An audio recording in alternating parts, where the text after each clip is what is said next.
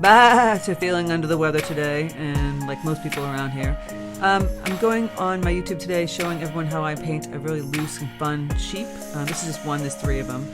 And my tips, my hacks of doing this, my number one is right now, is using a large brush to paint these cute little sheep.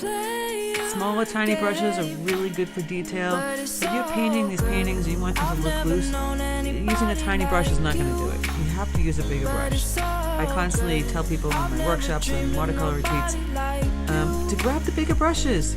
It really pulls you out of painting these really tight, stiff kind of paintings. You really got to use a bigger brush. I'm using the 12 Princeton Neptune series here, and I'm washing in the ground here.